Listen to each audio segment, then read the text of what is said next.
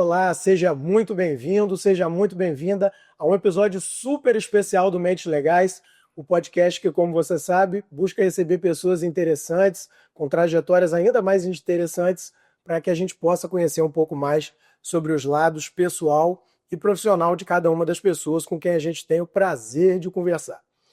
E quando o assunto é o humor inteligente, esse roteirista, ator, diretor e, claro, humorista, deve figurar entre os nomes que compõem o arsenal brasileiro sobre o tema. Antes de se tornar um dos responsáveis por transformar a comédia televisiva, ele passou por engenharia de produção, por economia na UFRJ, por comunicação social na UF, até encontrar no humor a síntese do seu talento multifacetado. Ele se consagrou como integrante do Caceta e Planeta, grupo que surgiu na década de 80 a partir da integração dos jornais Caceta Popular e Planeta Diário. E antes mesmo de dominarem as noites da TV frente às câmeras, a formação já era uma força criativa nos bastidores. Ao lado de nomes como Luiz Veríssimo, Luiz Fernando Veríssimo, Pedro Cardoso, foi redator do icônico TV Pirata, numa época em que o humor buscava quebrar paradigmas. Junto a Bussunda, Beto Silva, Hélio de la Penha, Hubert, Reinaldo e Marcelo Madureira, ele participou da criação de uma linguagem inovadora, iniciada com o lema Jornalismo Mentira, Humorismo Verdade, que, nas palavras do maior arquiteto da televisão, o lendário Boni, revolucionou e ousou no humor televisivo por 18 anos. Personagens como Seu Creyson e Carlos Massaranduba fazem parte da memória afetiva de milhões de pessoas. Como diretor, expandiu ainda mais sua atuação, conduzindo documentários premiados e repletos de memória cultural, como Simonal, Ninguém Sabe o Duro que Dei, Chacrinha, Eu Vim Pra Confundir e Não Pra Explicar, e o lendário e icônico Meu Amigo Bussunda.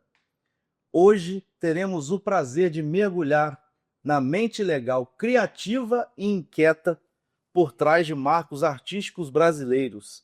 Seja muito bem-vindo ao Mentes Legais, Cláudio Manuel. Nossa Senhora, isso tudo, pô. Já falaram tudo, vou embora. Pô, faltou uma faculdade. Mais um? Eu fiz história também, mas não terminei nenhuma das quatro, né? Então, faltou só... passei, quando você falou, passou por diversas faculdades, passei batido, entendeu? Por várias faculdades. Mas então, história é a pessoa que realmente compreende ou busca compreender, né? O que vem antes da gente para ver como a gente... Eu sou um bom consumidor, né? Eu gosto de ler muito sobre história, não só do Brasil, mas obviamente depende do escritor para a gente pegar. Então, a história era uma coisa que eu sempre gostei de estudar, de consumir. Então, foi um dos cursos que eu tentei. Mas a universidade, o tempo que ela te exige, 4 anos, diários, 5 anos, sabe? E a vida chamando, né, velho? Outras coisas acontecem, efervescendo. Provavelmente em boletos, efervescendo. Então, tem que cuidar da vida. Então, elas passaram, mais ou menos. E também faltou... O último documentário que eu fiz foi para Netflix, foi Isabela, o caso Nardônia, que foi muito distante do humor, né? O mais distante possível do humor. Eu sempre brinco que eu fiz do Bussunda, onde eu entrevistei gente pra cacete, ninguém falava mal do Bussunda, e do Nardônia ninguém falava bem do Nardônia. Então você eram dois digamos assim, extremos do espectro. Mas vamos lá. Beleza. Cláudio, primeiramente, obrigado por ter agradeço. aceito o convite de estar aqui batendo esse papo com a gente. A gente promete, né, tanto o Léo quanto eu, nós prometemos que vamos tentar sair do lugar de admiradores e fãs, né? Embora isso seja impossível para a gente estar batendo um papo aqui bem coloquial.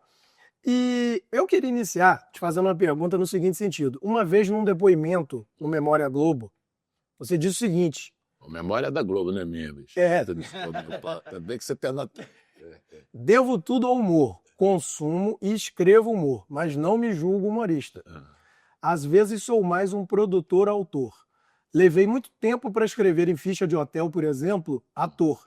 Eu não conseguia. Sempre achava que no dia em que eu escrevesse isso, ia estar a Fernanda Montenegro atrás falando, mas não é mesmo. Você ainda se vê assim? Cara, acho que foi uma coisa muito, assim, que surgiu, né, na minha vida. Não renego, entendeu? Assim, por exemplo, eu sou conhecido das pessoas muito mais pelos personagens que eu fiz do que por mim mesmo. Muita gente não sabe nem meu nome, entendeu? Chama Massaranduba, seu Pei, seu Caceta. Isso também é um negócio interessante que também te dá uma certa preservação, uma certa, não digo anonimato, mas uma certa preservação dentro até do próprio trabalho, que você não é o personagem chega antes, né, de você. Mas foi uma coisa que foi muito sem querer, né? A gente começou a minha fantasia inicial, se foi quem sabe um dia viver de escrever. Eu sempre gostei mais disso, de criar, da coisa de escrever roteiro. Quando a gente passou a ter o programa, a coisa da indústria em si que me fascina mais. A ideia até tem um livro sobre Hollywood chamado O Gênio do Sistema, que a ideia que é isso, não é, ao contrário das outras artes, né? Ela tem muito pouco de individual. Por mais que você tenha produtos que o camarada bate corda, cabeceia, faz o diabo, para você colocar aquilo no ar, para você ter a resposta daquilo e para você principalmente conseguir corrigir aquilo, você depende de time, entendeu? Você depende de troca, entendeu? Eu acho que eu tive a sorte, não só no TV Pirata, antes na revista, na Caceta Popular, como depois no Caceta e Planeta Urgente, que tinha um negócio que eu nem sabia que existe até livros sobre o troço, a gente falava meio sempre que é o coletivo criativo não hierárquico. A ideia é que na hora da criação, qualquer ideia é bem-vinda. E qualquer ideia que não for legal, ela pode ser trucidada. É aquele brainstorm que tem. A ideia de que você está ali, todo mundo pelo resultado, entendeu? Todo mundo buscando o melhor, o que não significa que você tem um assembleísmo ou uma coletivização da decisão o tempo todo. A gente tinha uma dinâmica muito clara nisso. A gente discutia tudo, a gente ia para a redação final, que eu que fazia, eu mandava o texto para a produção, para a direção, aí a direção escalava os papéis. Isso a gente tirou de cara, a discussão interna do eu faço melhor que você está fazendo muito, eu estou fazendo pouco.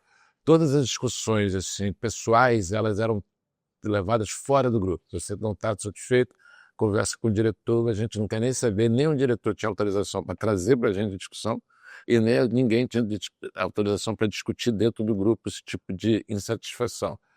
Agora, por causa da redação final, por causa da verticalização que eu estava desde o início da criação da piada até a edição, o resultado final, o que eu gosto mais é mesmo isso, é juntar o criar com o entregar, entendeu? Acho que tem produzir. O produzir. Então, porque às vezes também o produzir você às vezes não consegue distribuir, não consegue alcançar, né? Tem muita gente, tem alguns gargalos aí. Então, para mim, eu sempre tive essa coisa da ideia de você fazer a partir de uma coisa que é pessoal, que é uma ideia que você gosta, mas que você faz para que outros gostem, entendeu? Que só você ficar gostando o tempo todo gasta, entendeu? Na hora que você tem mais alguns processos como cinema que são muito demorados, né? Se você não tiver um gostar intenso, você não vai até o final. Mas ao mesmo tempo você tem o quê de se livrar daquilo, entregar aquilo para as pessoas julgarem, curtirem, terem esse tipo de feedback, né? Porque você até o fato de você ser um entusiasta da sua própria ideia, mesmo que as pessoas também abraçam essa ideia.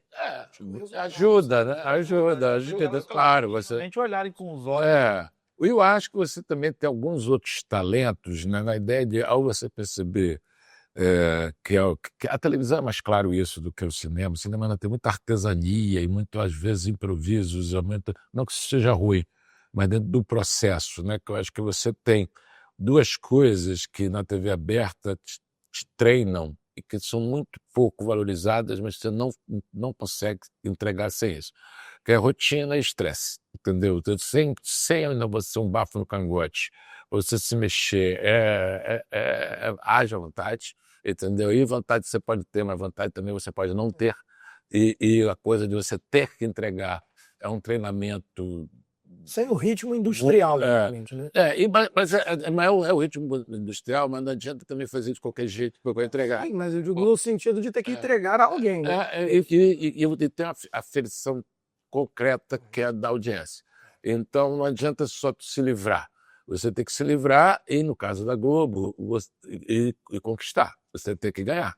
Então você tem que ganhar continuamente, por isso o estresse. Mas o Bussunda falava que o grupo era equilibrado porque tinha os estressados e os... Eu falava calmo, era outra expressão, eu me lembro. Que os estressados garantiam que o programa ia ao ar toda semana e os calmos garantiam que os estressados não morriam do coração. A gente sabe como é isso. Mas eu Dupla também, mas com a ironia, quem morreu do coração foi o calmo. Então, aí você tem essas coisas que também não são tão vaticínio assim. A ideia é que, por exemplo, olha que o estresse pode fazer mal e olha que a rotina pode chatear. Por isso que as pessoas têm essa visão só disso delas. Mas sem rotina, você não implementa nem processo, nem resultado, fica tudo muito aleatório. Nem no seu dia a dia, se você não tiver uma rotina. Era mais uma coisa que você tem realmente, faz parte de uma linha de montagem.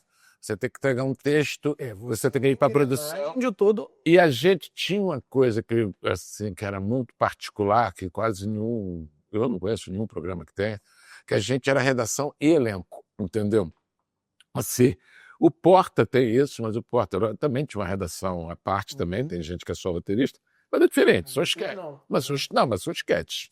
A gente fazia um programa, entendeu? A gente fazer vários esquetes. Assim, teve um programa nosso que tinha 25 quadros e 28 minutos. Então a gente tinha quadros de 1 minuto. Então a gente tinha vários esquetes. Então você produzir toda semana entregando para ganhar com qualidade e você se satisfazer disso é muito difícil, é muito bom também, entendeu? E também, obviamente, tem um momento que você chega a hora também, vai dar seu cansaço lá na frente também. O ciclo, né?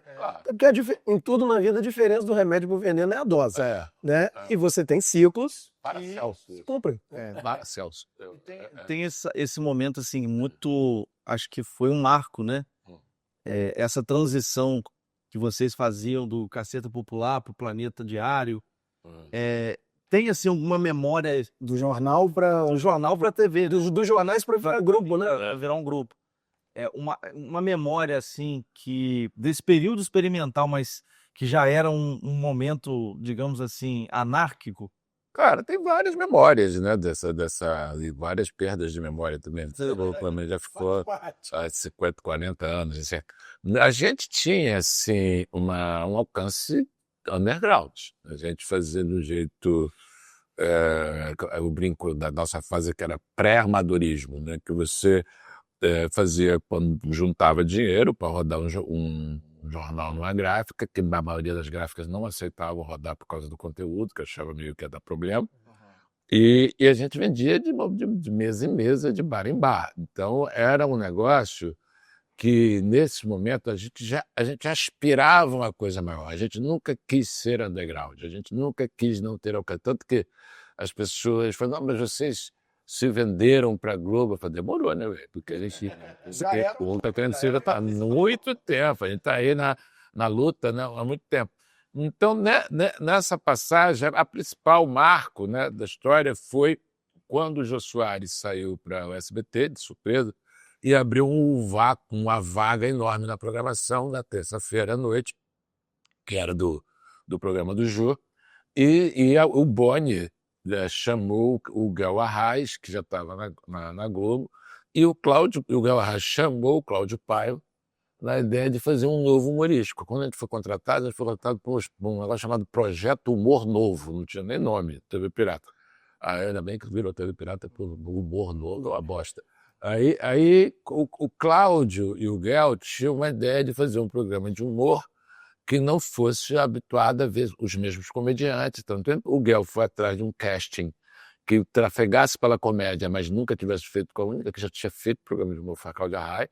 que fazia com o O Jô. restante ele fazia O novela. resto fazia novela, teatro, o diabo. Então, e o Cláudio Paiva pegou da cena brasileira quem é que estava escrevendo humor. Por isso que você falou, tinha desde o Luiz Fernando Veríssimo até a galera do Quadrinhos, que era hoje a Laerte, né? o Glauco, você tinha a galera do Besterol, que era o Pedro Cardoso, o Felipe Pinheiro, A Teresa Travassos. a galera do teatro, Patrícia Travassos, Mauro Razzi, Vicente Pereira. Então juntou, digamos assim, todo mundo meio assim, que escrevia com o pé no humor, mas que não era oriundo dos programas tradicionais de humor.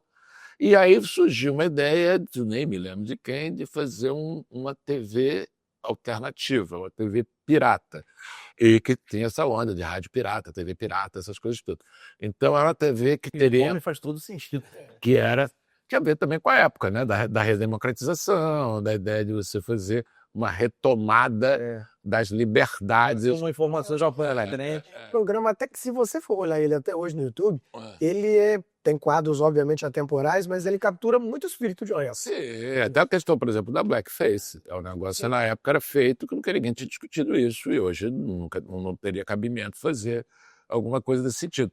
E você tem ali o negócio do TV Pirata, que era meio essa apropriação das coisas da televisão por uma coisa da publicidade, telenovela, jornalismo. Então, tem muito isso aí que não era muito uma pauta dos programas de humor. Tinha paródia de telejornal, já no Jô, Paulo Silvino, lá atrás, mas essa ideia de você lidar, por exemplo, o Chico Anísio fez uma cidade, né? Não sei o que fazer. E a galera, via muito a galera anterior a gente que foi criado por eles, assistindo eles, Jô, Chico, os Trapalhões, Dercy Gonçalves, essa galera veio do rádio e do circo. A primeira geração criada pela televisão foi a gente. Então, tanto de ver esse cara, como ver Ginny Eugênio, a Feiticeira, as coisas americanas que chegavam aqui pela televisão. Mais tarde começou a chegar pelo videocassete, Monty Python, cinema, você começava a consumir outros tipos, né, de referência. Então, quando a gente foi contratado para escrever o TV Pirata, primeiro tinha essa coisa assim, que todo mundo queria fazer o que podia fazer de novo. Hoje é mais de novo, de novamente, né? Uhum. Aquilo era de novidade, não é o novo e não o de novo. A ideia, ninguém queria fazer um remake. Todo mundo queria fazer algo que não tinha feito. Então, a primeira reunião que teve, que juntou todos os autores, as pessoas nem se conheciam, a primeira ideia que foi aprovada era não ter claque. Entendeu? E que nem sabia o que ia fazer com isso. Porque não ter claque significa, você primeiro não é o programa, o que é que ele tem? Não, ele não tem. Ele não tem claque, que era um encrenca. Porque você fazer o primeiro programa, como é que o público reagiu para o primeiro programa sem sem não tem aquele fechamento tradicional. Então a gente fechava ou com, obviamente, uma piada, a coisa que sinalizava que acabou, ou com algum efeito gráfico, passava o negócio, fazia um ruído qualquer, mas não tinha claque. E foi o primeiro conflito também que teve a galera mais tradicional, das antigas. O Chico Anísio falando a história da empregada. Falando assim, não, mas onde é que as pessoas vão saber quando rir? A gente fala, quando for engraçado. Quando se não for engraçado, não vai rir, e o trabalho teu é fazer e que seja engraçado. Então, foram algumas coisas que é de ruptura, mas a principal de todas foi a fonte de onde vinha o humor, que era a própria televisão. E que quando TV Pirata acaba, né, a gente herda, digamos assim, o horário e a gente que escreveu TV Pirata, a gente passa a escrever para a gente também, a gente radicaliza esse troço, que a gente vai na televisão que existe, não na televisão imaginária. A gente começa a fazer. Primeiro, a gente faz isso durante 6 anos que a gente é mensal, a gente só tinha 2 personagens, Repórter 1 e Repórter 2. A gente era a gente chamava o humorismo de rua. Sim. E o jornalismo mentira, o humorismo verdade.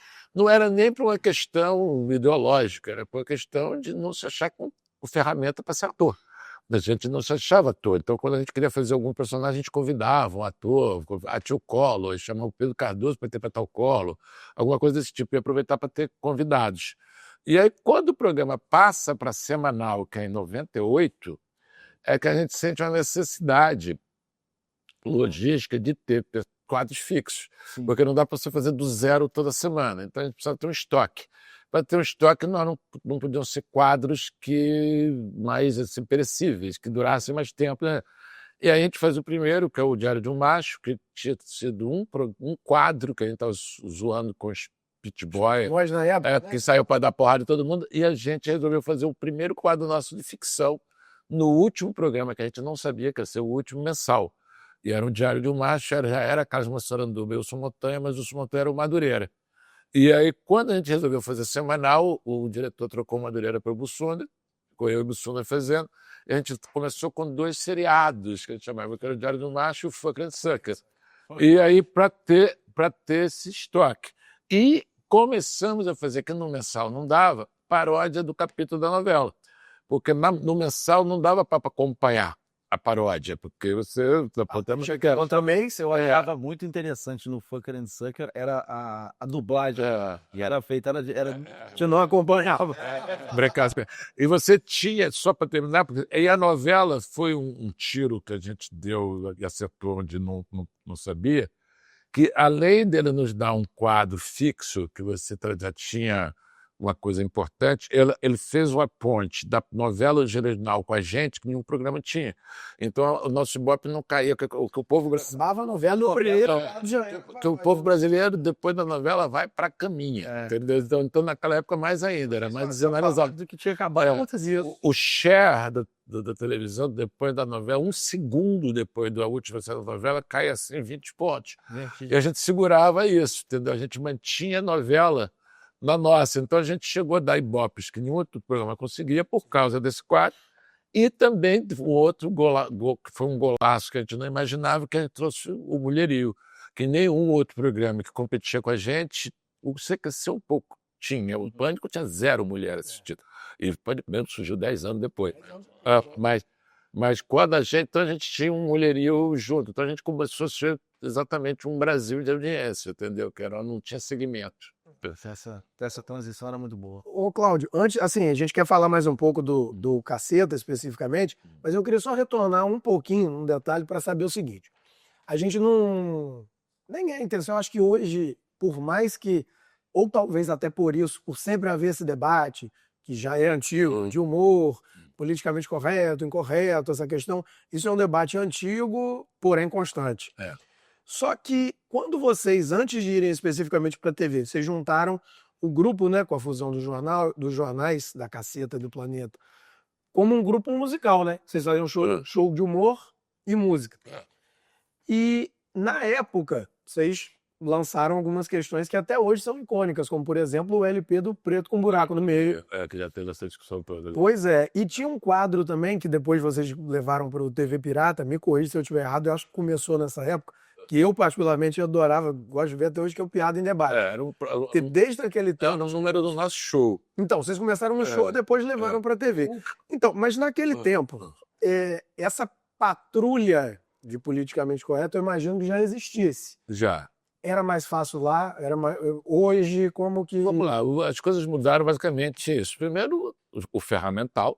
As pessoas têm muito mais possibilidade de ter alcance, e eu sempre falo isso quando o TV Pirata existiu, quem não gostasse de uma piada tinha que ter o correio, tinha que escrever o negócio. Então, é outro tipo de relação que as pessoas têm com aquele produto, e até chegar no extremo, que é o que você critica, você também está emitindo. Então, você também é emissor, você é emissora.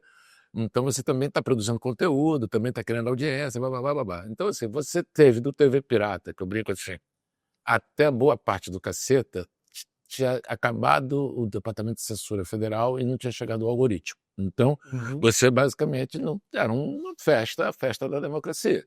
A ideia de que tudo pode, tudo você faz, dentro, obviamente, de um bom senso de onde você está.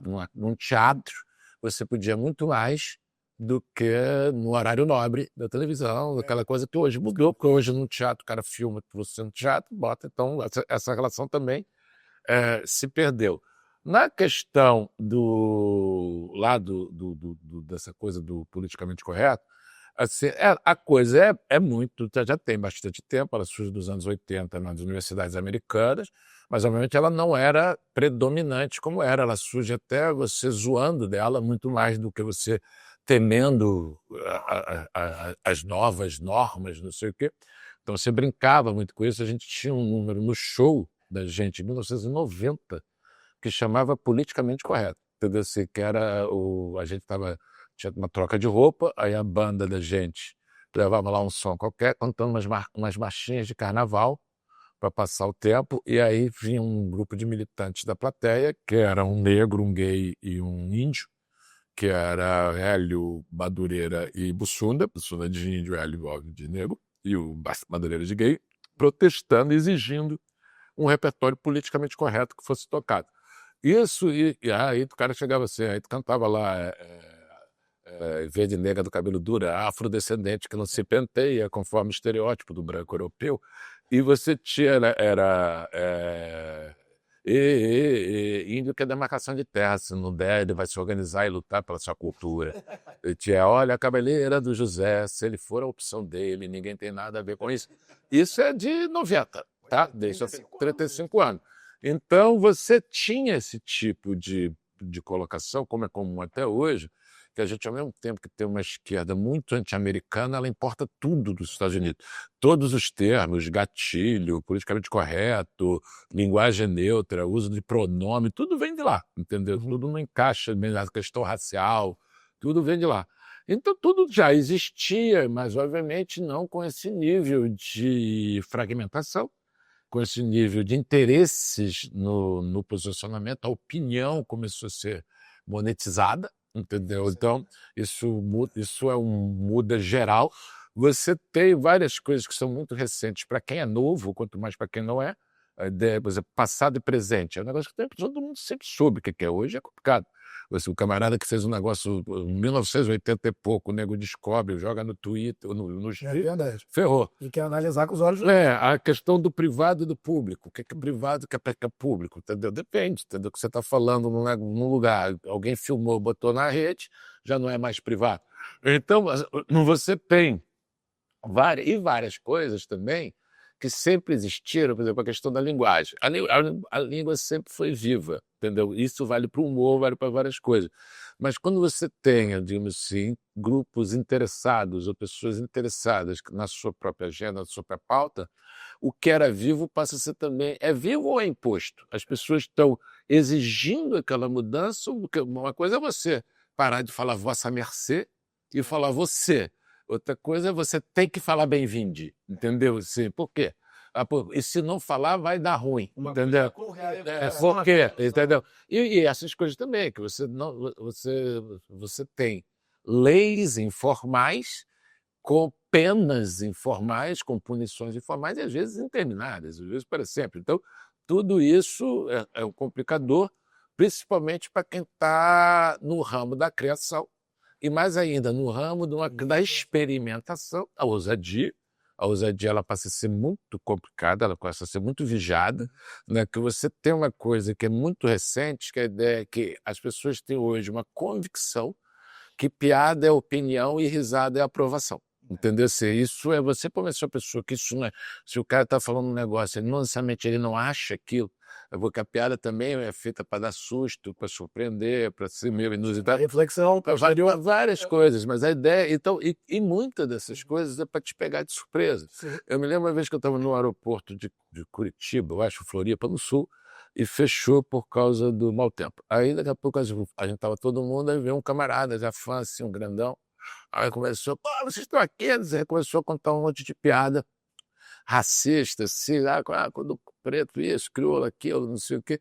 Só que as piadas eram muito ruins, né? Assim, aí eu olhei assim, quando o cara mandou a terceira, assim, meu irmão, sabe qual é o problema da piada racista, não sei o quê? Porque se ela for boa pra cacete, eu vou rir sem querer e você me pegou. Então não pode reclamar depois porque eu porri. Entendeu? Agora, quando conta uma piada merda dessa, tu é só um nazista filho da puta, entendeu? Tu não é nada nem de um nazista filho da puta. Então, qual é a questão, assim? Mas hoje, essa ideia de que você pode ser surpreendido por uma piada, ou que você pode ter uma reação espontânea a uma piada, ela é colocada em dúvida. Você diz assim, será que eu pude rir mesmo? Porque já que você não pode desrir, você mesmo inventou um VAR. Entendeu? Que não vou comemorar esse gol à toa, e vai que o cara tá com o nariz ali na frente. Então você tem a coisa ali de que, pô, mas essa piada, então a piada ela passa a sempre ter um objetivo escondido? Será que tem? Ela tem? Ela pode ser frio, mas será que ela não pode prejudicar alguém?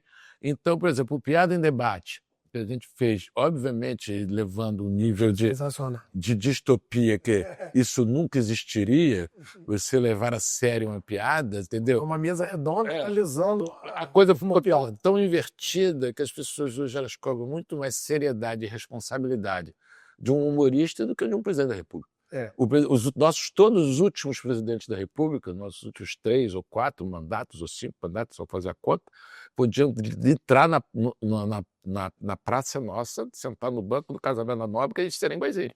Fala lá, porque não sei o quê, o Lula, o Bolsonaro, a Dilma, são personagens meio histriônicos, todo mundo espera que fale alguma bobagem em algum momento, não sei o quê. Agora o Danilo Gentili não pode. O fulano não pode. Pô, tá vendo o que o cara falou? Que o cara tá vendo? O cara foi fazer uma piada com sanduíche e agora fogo. Mas quando o Lula fala do Flávio Dino, não é. Entendeu? Então você tem esse olhar sobre eu falo isso, assim, bom, eu falo assim, não, você não pensa em fazer humor, por que eu vou ficar nessa encrenca, velho? Isso ou encrenca, hoje, assim, você pensar, negociar, não tem mais humor, não sei o que, não tem mais humor, não. Nunca teve tanto. Não tem mais do jeito que você estava habituado a receber. Você no seu Faustão, está passando na sua telinha. A telinha não é a telinha é o seu celular. O que chega de besteira, bobagem do seu celular por dia, você nunca teve essa produção. Você não tem essa. Só que não é organizado, com autoria, empacotado num programa que você vê, depois na novela, junto com seu pai, comenta, no dia seguinte do colégio. No dia seguinte no colégio, todo mundo, pô, tu viu? Não vi, gostei. Então, esse tipo de relação com o produto mudou para tudo. E para o humor fica muito mais difícil, porque as repercussões intencionais ou não, bem intencionadas ou não, elas existem, pode fazer um barulho danado. Então, eu me lembro, na época que teve Pirata, teve alguma piada, que eu nem me lembro de quem, que era com uma aeromoça gostosa, entendeu? No caso ali, aquelas coisas que só existe em programa de humor, né? Aeromoça gostosa. E aí o sindicato das aeromoças mandou uma carta que chegou lá, disse que alguém olhou, pô, tá pronto. Hoje em dia, entendeu? A coisa pode ser tomar um vulto, que o camarada que está produzindo, o camarada que faz o cheque para fazer o cenário, para contratar o ator, o cara não quer conhecer isso. Os últimos programas todos de TV aberta, o cara quase pede desculpa por fazer uma piada. Olha, é humor, mas não é piada, é humor, mas é... E às vezes tem quase, pede desculpa por fazer piada. Teve esse último, eu vi, até gosto da galera, que conheço os caras, torci, pronto. Mas a piada, assim, era a plateia fazia, todo mundo fazia coisa, menos os caras, entendeu? Todo mundo, você reage ao celular do convidado, era o convidado, a plateia falava... Então, pô, não vamos deixar na mão de humorista. E se partir dessa premissa, assim, a pessoa está ali como artista, né, fazendo piada. Ele é um personagem, ele é um artista. Então, você condenar a opinião desse artista fazendo humor é a mesma coisa que você querer prender um vilão que mata um mocinho na novela da Globo. Mas você teve isso agora, mas vocês são advogados, pô, a justiça tratou, por exemplo, o cara teve sequestro de conta bancária, nem traficante tem isso, entendeu? A ideia é que o sujeito tem o Léo Lins, o Danilo, os caras ficaram com restrição de movimento, não podia ir, o cara não podia ter acesso ao canal do YouTube dele, que é o ganha-pão dele. Essa ideia de que o camarada está proferindo ódio, entendeu? Exatamente. Assim, entendeu? É muito complicado, entendeu? Porque as pessoas não só levam numa literalidade que você não sabe se é burrice, ou não, ou só uma coisa cafajeste mesmo, na ideia de se aproveitar daquilo. Aí você vê um arrazoado todo que parece que está falando com o chefe do PCC. Entendeu? Pode transformar, por exemplo, se você não se agrada de uma determinada linha, ou determinado tipo de arte, de um modo geral, mas nesse caso, especificamente do humor, eu não assisti. Não. Mas eu apanhei pra caramba num podcast que eu fui fazer um comentário, e é engraçado como os dois lados não enxergam o que estão fazendo de igual ao outro lado. Que é o episódio do Léo Lins, com o episódio do cara nu no museu, lá, que não sei o quê. Que quando você vê o vídeo do cara nu no museu, não tem 50 pessoas ali, deve ter uns 30 ou 40, ninguém chateado. Tá todo mundo olhando ali, não sei o que, mas a ira é de quem não foi. A ira é de quem nunca foi ao museu, não irá, o cacete, não sei o quê. E todo mundo fica irado por causa de uma criança que está acompanhada da mãe. Entendeu?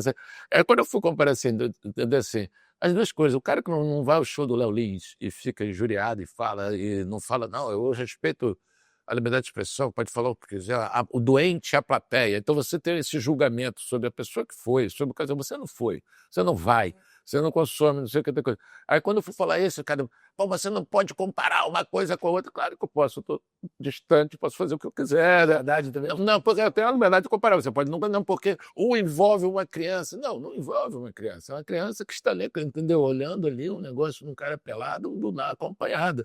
Assim, a única vez que entrou uma criança, sem saber, no museu do Brasil foi nunca.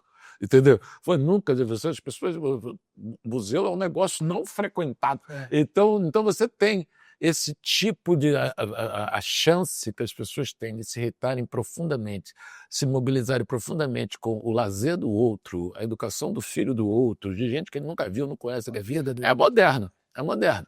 Antigamente o cara tinha que olhar pela janela para tomar conta da vizinha, não sei o quê. Hoje é um negócio muito recente. E mais ainda, dependendo do seu sucesso, pode ser até eleito. Se você faz um. Entendeu? Falta aqui na gestão, a questão da inversão de cobranças. Você cobrar de um artista, né? Está cobrando de um humorista, não de quem eventualmente deveria. Mas o humor não foi feito para ser certo ou errado, foi feito para ser engraçado. Mas a própria ficção, entendeu? Você chega assim e fala assim, você faz um filme, entendeu? Onde tem um pedófilo. Não significa que você é a favor da pedofilia ou contra a pedofilia, ou o diabo que seja. É uma ficção. Mas a ideia é que você chega assim, cara, as pessoas estão confundindo ficção com a realidade, como sempre foi. Bate no vilão da novela na rua, nos supermercados, essa confusão que sempre existiu. Ou existe também uma instrumentalização desse tipo de conteúdo, porque quando você chega embaixo, sarrafo, se você conseguiu 10 mil seguidores, 20 mil seguidores, daqui a pouco tu tá vivendo disso, cara. Tu tá vivendo disso. Tu vai conseguir, no mínimo, uma permuta numa pousada, vai conseguir malhar de graça. Alimentando. Claro. Você não pode sair. É óbvio. E quando eu falo assim, a grande revolução, e nunca houve, não bota a revolução industrial no chinelo, tudo que a agricultura. Porque, primeiro, aconteceu praticamente ao mesmo tempo no planeta inteiro.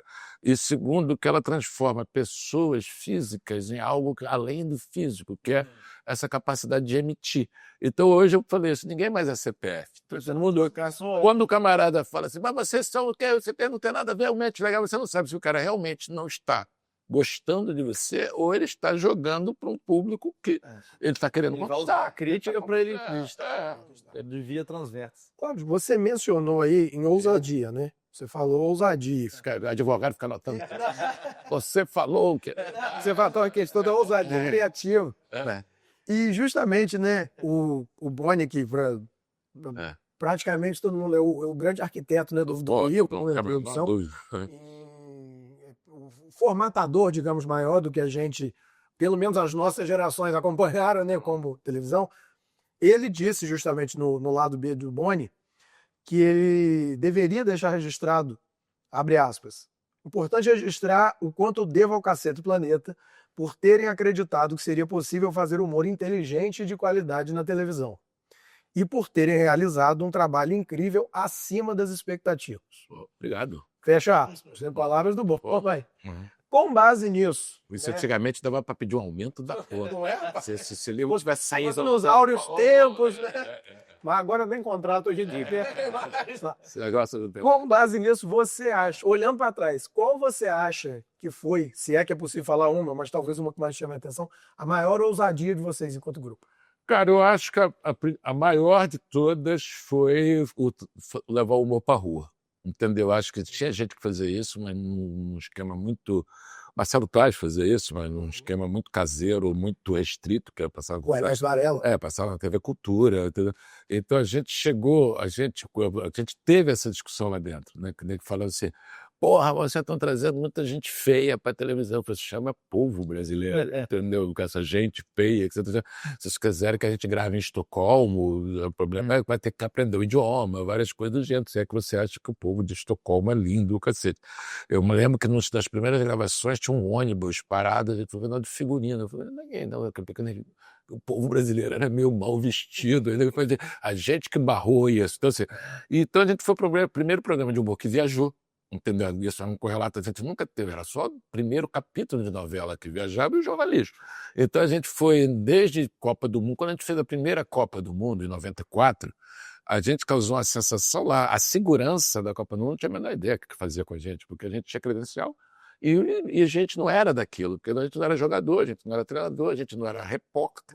Então você estava, então todo mundo perguntava, e não só os caras, a gente deu entrevista para TV alemã, TV italiana, TV francesa, porque não foi o primeiro ser programa de humor brasileiro aí a Copa do Mundo, foi o primeiro programa de humor aí a Copa do Mundo. Então você tinha essas coisas, a gente foi Antártida. A gente negociou com a Marinha não sei quantos anos para ir lá na casa da base militar lá do Brasil, lá com o único objetivo de contar uma piada onde ninguém contou, que era no Polo Sul. A gente foi lá para um cacete lá do Amed, lá contar piada boa, besteira, porque aí chegou só para contar. Aqui nunca um ser humano foi lá contar uma piada. Então você ter assim, expandido essas fronteiras, né, tanto do jornalismo quanto de você chama, por exemplo, a gente chega para mim que é o ápice em 2002 do começo do Seu Cresço, né?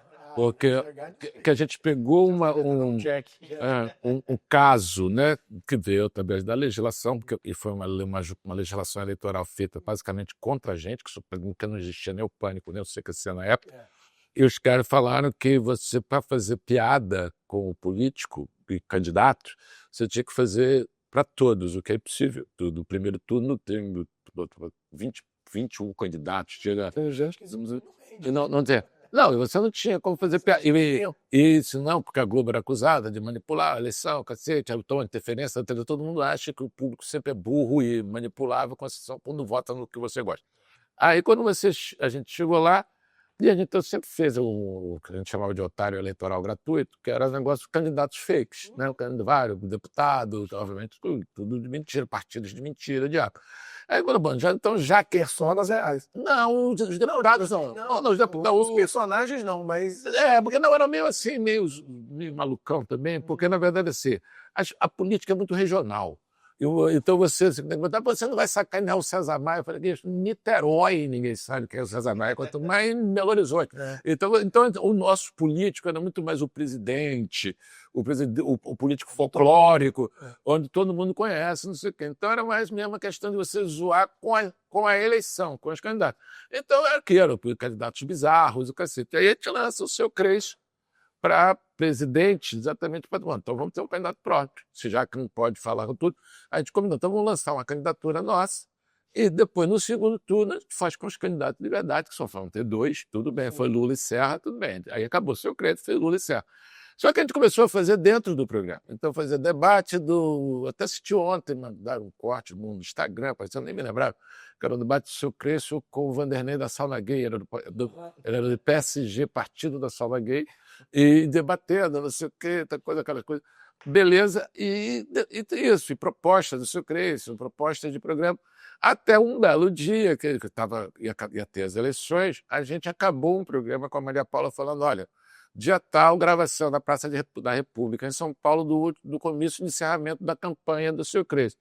A gente teve essa ideia de fazer um programa especial do comício do Seu Cresço. Aí convidamos, na época, tinha showmício, aí chamamos lá o Fala Mansa, o Traje a Rigor, Jair Rodrigues, o Ira, um monte dos caras. Fizemos sucessos dos caras na língua do Seu Cresço e fomos lá fazer um comício. Aí eu cheguei lá, passei a noite, virei a noite quase decorando, que era um comício inteiro, eu não podia ficar lendo na hora. Fiquei lá falando com o povo. Quando chegou a PM chamou em 15 mil pessoas. Então, assim, eu entrei ao vivo na Maria Braga, eu entrevistado pelo Louro José na Maria Braga, e uma cacetada de rádio perguntando e entrevistando o Seu Cresço. Então, eu não consegui ser eu durante muito tempo. E tinha um negócio muito doido dessa coisa, dessa interferência na realidade. Isso para mim foi o que era uma coisa do nosso DNA, que a gente queria meio fazer um negócio na rua, quando inaugurou o Projac, a gente sentiu que foram meio encaminhando para a gente para dentro do Projac, a gente queria sair para a rua. Então, durante muito tempo foi essa luta de você cair na indústria mesmo, na zona de montagem mesmo. Então, como o Seu Cresço teve essa onda, que, por exemplo, além para mim foi pessoal, porque eu vivi essa experiência de ter que ser um personagem muito tempo. E dando entrevista, o cacete, e também tinha uma relação muito que eu tenho guardado hoje, até hoje, uma meia dúzia de bilhetes e cartas que eu recebi do eleitorado me pedindo coisa, né? Tipo assim, cara, operação no SUS, cadeira de roda, dentadura, emprego. E eu pegava para as pessoas e falava assim, não, mas é uma gravação de um programa. Mas se o senhor for eleito, eu não vou ser eleito. Aí, não, mas se o senhor for eleito, eu não vou. Eu só tenho o dente pintado. É mentira. Cara, ninguém não quer... Novamente, a maioria absoluta estava de sacanagem. Estava na brincadeira, mas tem uma galera, brother, que... Não tem, o link é ali mesmo, entendeu? Deve ter sido a experiência mais maluca que você viveu. Foi. Lógico. A ideia do Seu Cresço, ela surgiu... Ela surge também de um outro... Às vezes a ideia surge de vários lugares. Uma Saranduba foi porque a gente queria mexer com esse universo de jujuteiro e putiboy, e a gente achou que se a gente fosse para real, não ia dar humor, porque os caras eram mal-humorados, basicamente, então você não ia dar piada. Então a gente foi para a ficção por causa disso. O Seu Cresço, candidato, foi por causa da justiça eleitoral. A Organizações Tabajara foi que a Globo, foi a primeira restrição da Globo, não pode mais mexer com marca. Então a gente vai fazer a nossa própria, um abraço. O Seu Cresço foi mais ou menos isso, a gente chegou num ano, e resolveu, vai continuar com as Organizações Tabajara? Vai continuar? Você que estava meio... Será que já... Porque toda vez que a gente meio enchia o saco, a gente parava antes do público encher. A gente resolveu fazer um concorrente, a Organização Tabajara, que chamava Grupo Capivara. Aí lançamos essa coisa, a concorrência, falando mal da concorrência, não sei o quê, só que teve um momento, a gente cansou, porque em vez de a gente estar fazendo uma Organização Tabajara, a gente está fazendo duas, entendeu? Que era o que a gente falou assim, qual é a diferença de um para o outro? Não, que a Organização Tabajara acusava a Capivara de ser mais vagabunda que ela, mas é um negócio meio diferente, pouco. Aí um dia eu estava indo gravar com o Reinaldo e tinham acabado de vender ou comprar a Transbrasil, que era a companhia aérea falida, e que um empresário desconhecidíssimo comprou por R$1 na época, que era um negócio lá de se livrar daquele troço, não sei o quê. Aí o Reinaldo chegou assim, vamos ver esse negócio de Grupo Capivara, vamos se livrar dessa porra, não sei o que, você bota, não, vamos ficar só para as Organizações Tabajara mesmo, a gente não tem nada para fazer com o Grupo Capivara. Aí eu falei de um ano assim, a gente vende para um maluco qualquer, a gente vende o Grupo Capivara para um maluco qualquer. O Reinaldo entrou na onda e falou, mas que maluco? Eu falei de cara, assim, um doido, um cara que chama Seu Cresço. Eu falei de cara, Seu Cresço, do nada, e esqueci dessa parada. Quando a gente foi, 2 dias depois, na segunda-feira, quarta-feira, a gente gravava segunda e terça, quarta tinha reunião de pauta, estava procurando assunto, não sei o que, aí o Bussunda falou, gostei daquela ideia que tu deu pro Reinaldo, do presidente. Eu falei, que ideia que eu dei pro Reinaldo? Nem eu me lembrava. Aí ele falou assim, não, dá certo de comprar o Grupo Capivara. Aí o cara chamado ele até falou Seu Cleiton, falou, não, Seu Creyson. Aí virou Seu Cresço. E eles escreveram, a Bussunda, Hélio e Beto, que escreveram juntos, escreveram os 2 primeiros quadros do Seu Cresço, fazendo o novo proprietário do Grupo Capivara, e eles escreveram um negócio todo português errado, mas um português errado normal, né? Tipo, nós a gente vamos, problema, o popular. Eu estava olhando, mas eu nem sabia que eu ia gravar, aí o diretor Zé Lavigne me escalou. Quando eu estava indo gravar, aí tocou a música do Mamonas, e que acabava com o Dinho, o Dinho do Mamonas, falando, que lindo! Aí eu achei isso legal, aí cheguei falando, muito obrigado, que lindo! E aí virou, mas totalmente por acaso, entendeu? Foi assim que surgiu o personagem, né? Depois o personagem cresceu. Vai se adaptando, sucesso. Prazer até hoje, Se eu conheço uma Saranduba até hoje, são os que mais a galera linka, né? Lembra e reage, né? Mas Saranduba tem até os caras que falam errado, né? Aí Saramandaia, né? Ô, Claudio, como assim, advogado, a gente acaba tendo uma curiosidade santa, né, Léo? Como é advogado? Eu como advogado, comi advogada, fala. Vocês tiveram muitos processos? Cara, na época da revista, a gente era comunicado mais diretamente, né? A gente teve alguns, a maioria não chegou lá, finalmente. Eu me lembro que a gente fez até saiu a série da Globoplay agora sobre o Collor, que o Lula chama o Collor de caçador de maracujá, que era uma capa nossa, entendeu? Que não tinha o menor sentido usar em debate político, era a nossa capa, que era o Collor. A gente pegou uma capa de uma revista gay, botou a cara do Collor do dia de fora, e foi um cara. E aí veio um monte de eleitor do Collor processou. A gente recebeu um monte de processos, mas nenhum teve, sei lá o termo jurídico. Porque não era, exatamente. O cara não era. A gente não ofendeu o cara, a gente ofendeu o ídolo do cara. Então, azar. E aí teve, sim, alguns tipos de. A gente teve 2 acordos que teve que fazer. Um pessoal do Bussunda com o Clodovil, que ele falou mal do Clodovil, o Clodovil processou ele. Outro de um camarada que era associado a um negócio que a Globo fez, que era uma loteria chamada, para concorrer com a do SBT, um negócio que chamava Tele, não sei o que, do SBT. Acho que era Telecena. É isso. E a Globo fez que eu não me lembro o nome, para concorrer com um cara chamado Arthur Falck, que foi depois de uma maracutaia para aí, a gente chamou ele de Arthur Desfalque, entendeu? Aí ele meteu, e também teve o governador, que era do PDT, Nilo Batista, que o H menor chamou de Nulo Batista. Mas não dava muita coisa, dava cesta básica. Tinha iniciativa de uns pseudo-evenzidos, mas que não... A gente teve, assim, por exemplo, o processo, que eu sempre falo sem conhecer. Porque o Caceta fazia piada machista, o Caceta, vamos fazer o que eu chamo dos profetas do passado, que os caras, obviamente, em vez de fazer algo, se dedica a criticar quem fez algo lá atrás. Exatamente. Síndrome das velhas novidades. E aí eu, quando eu falei, é o seguinte, eu não tinha uma ideia, eu não tinha como responder perguntas que não eram feitas. Mas a gente, ao contrário, se achava de vanguarda pra cacete, até revolucionário pra cacete. Eu falei, cara, duvido que tenha um grupo de humor, talvez todo mundo pode ser exagero, que tem muito país merda por aí, que a gente sofreu processo de polícia e de associação de polícia. Eu falei, vai lá provocar a polícia para tu acender processo tão fácil assim, entendeu?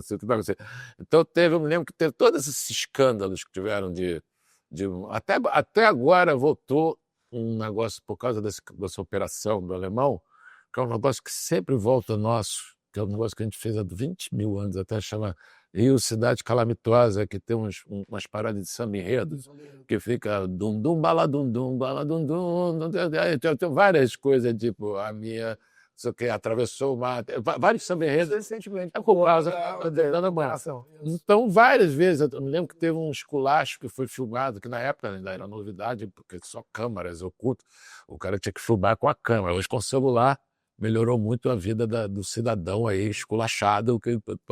Aí que era um esculacho da polícia de Diadema, dando tapa na cara de um monte de negro que estava, de um monte de suspretos, né? Os suspretos de sempre. E aí e a gente sacaneou a polícia de Diadema pra cacete, a polícia de Diadema entrou em cima da gente com o processo e a gente ganhou. Então, tinha isso. E depois, assim, quando a gente foi assim, crescendo, assim, eu lembro uma vez, eu estava não sei onde, em São Paulo, um evento, aí chegou uma moça, assim, uma profissional, mulher. Ela falou, você não me conheceu, mas eu trabalhei muito tempo no departamento jurídico da Globo. Nossa, vocês davam um trabalho demais.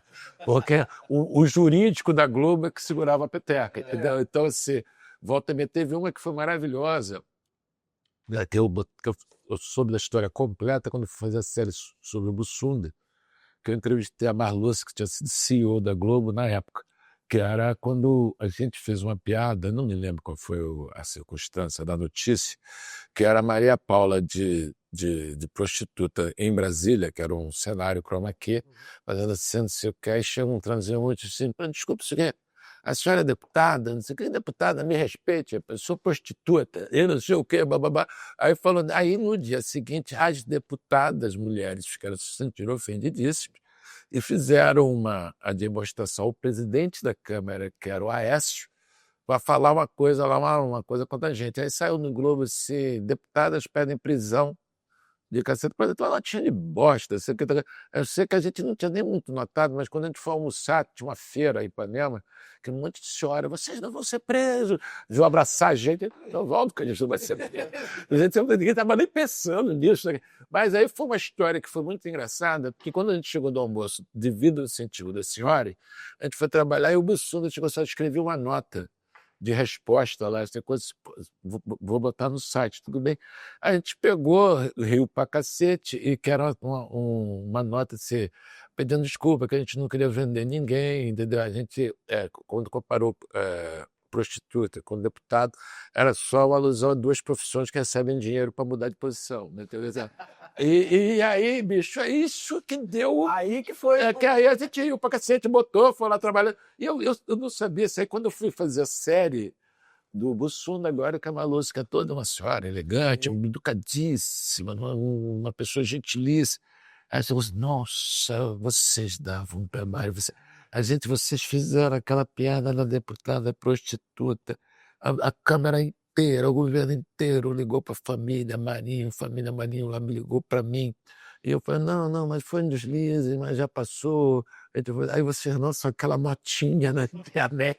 Aí foi assim, aí os caras, mas não tinha. Aí eu segurando a pepeca. Sem de ver. Mas era essa história que, né, vamos... O que é que significa alterum non ledere? É viver sem prejudicar ninguém. Ah, tá bom. Concordei. É o propósito do... Propósito é esse. É muito bom propósito. Sim, né?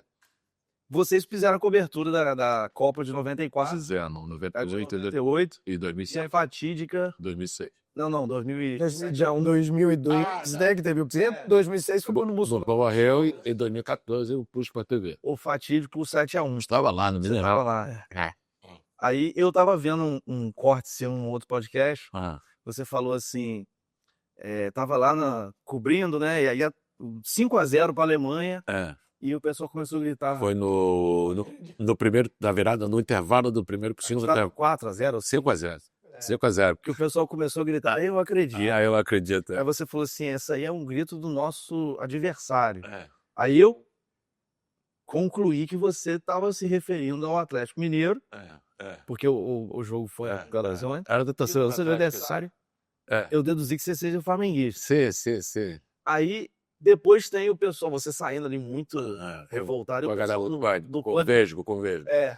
Esse dia você de fato ficou... Eu fiquei arrasado. Para mim, ali foi uma ruptura comigo com a seleção brasileira. Primeiro, tinha uma coisa primeiro da coisa de infância, né? Eu peguei a Copa de 70, que foi o maior time que eu já vi jogar, na verdade, que a maioria das pessoas já viu jogar. Eu tinha 11 anos. Então, assim, era uma coisa de ter ligado, ver Pelé jogar, acho que toda assim, Flamengo dizia, consideração de 82. Então, assim, e quando a gente foi para a Copa, o Bussunda, então, era muito mais ligado que eu, entendeu? Eu me lembro que uma das coisas que ficou polêmica na morte do Bussunda é que ele passou mal a noite toda, não sei o quê. Quando ele chega de manhã passando mal mesmo, o diretor de fotografia viu ele, falou, pô, cara, não sei o quê, vamos chamar um médico. Ele, cara, eu não quero um médico por causa de eu não vou perder a Copa do Mundo por causa de babaquice, entendeu? Então, ele tinha essa coisa assim de Copa do Mundo, estamos na Copa do Mundo, tinha essa coisa assim, o privilégio de estar na Copa do Mundo. Quando a gente chegou em 2014, não é só a questão de você, aquela humilhação que foi, do jeito que foi. Vai tirar o pé. Não, sim, tirar o pé. O primeiro tempo, se os caras não tinham pé, era 8-9 no primeiro tempo. Entendeu? Foi 5-0. Aí quando teve aquela, eu fiquei muito irritado mesmo, eu fiquei muito assim, transtornado. Foi engraçado. Porque quando veio o pessoal do Pânico, né, lá me falar comigo, eu falei de cara, não tô com cabeça não, não tô afim de falar isso, só que eles gostavam exatamente dessa onda do camarada que pegar no pé do cara que não topa, que era o avesso da gente. A gente, se quem não topava falar, a gente não queria, porque a gente queria só quem topava falar, porque exatamente pra gente é o que dava caldo. Eles tinham coisa mais a onda da coisa ali meio a brincadeira. Era essa, Saudade da Novidade, que eu fiz com a Luana, botar naquela escada Bageiros da Carolina Dickman, aquelas coisas de fazer a coisa do stalker ser engraçado. E aí, só que eu não estava assim, pô, não sou Carolina Dickman, não sou de novela, eu nem me sei isso na hora, na verdade. Eu cheguei, cara, não vai dar piada, não vai dar graça, me deixam, quer dizer, saí andando, nem vi só que eles foram atrás, eu não tinha prestado atenção. E quando eu fui ao banheiro, né, fazer um xixi, eles entraram quando eu estava no banheiro. Aí eu cheguei pro cara e falei, bicho, agora tu conseguiu, já que tu queria mesmo, então toma. Aí mandei ele tomar dentro várias vezes, disse, eu boto aí no ar, e ele botou tudo ali, com apitinho, não sei o quê. Beleza, passou do programa, eu não assisti. Quando eu estava na segunda-feira, a gente não tinha nem mais o Caceta, mas a gente estava trabalhando na Copa para a Sport TV. Estava no Caceta, a gente tinha uma sede na Barão da Torre, uma casa lá na Barão da Torre, e aí eu tinha que sair da Caceta para ir para o Projac, fazendo não sei o que eu tinha que fazer. Quando eu saí de lá, eles armaram um bote para fecharam a rua com 2 carros. Bicho, fez uma confusão em Ipanema assim, gigante, né? Buzinando, cacete. Aí eu cheguei assim. Aí o cara falou: não quer falar. Eu falei: pô, brother, eu não vou ficar dando conteúdo de graça para vocês. Não, mas é só não é, cara. Vocês querem, você está ganhando seu salário, você está juntando um conteúdo para tu botar no ar. Eu não quero passar, beleza. Só que ficou aquele negócio, eu resolvi ficar, bicho, quer? Cara, vai, então vamos gravar, que é legal, pelo menos acaba, um abraço. Aí eles foram lá dentro, e aí ele chegou assim para mim. Eu falei assim, cara, mas isso tudo você ficou assim só por causa de uma partida da seleção brasileira? Eu falei, cara, mas essa exatamente que é a diferença. Você acha que foi só por causa? É. Eu acho que uma derrota 7-1 para a Alemanha em casa é tudo menos só. Eu falei assim, você teve assim, porra, cara, você teve no Mineirão, uma semana antes, morreram 2 brasileiros porque caiu um diabo de um viaduto em cima de um carro, porque nego foi feito tudo a toque de caixa, tudo foi roubado pro cacete. Você teve estádio custando $1 bilhão. Você pega essa verba, dá para um japonês, o estádio voa. Entendeu? Chega até que. Aí você chega no negócio, custou um bico, assim, tu não tem Wi-Fi, não tem água quente. Então você tem aquele suco de Brasil efervescendo para tu perder de 7-1 em casa para a Alemanha. Eu vou sair contente? Não sai não, não sai não. Ô, Cláudio, partindo então agora para essa outra verve que você vem desempenhando aí, que é a questão de direção, né? Você iniciou a primeira experiência no Simonal, né? Foi. Como documentário. Uhum. Você era um ídolo especificamente do Simonal previamente, Não. ou a história que envolveu o personagem foi o que Na verdade, motivou? motivou a ideia de fazer outra coisa diferente do que eu estava fazendo.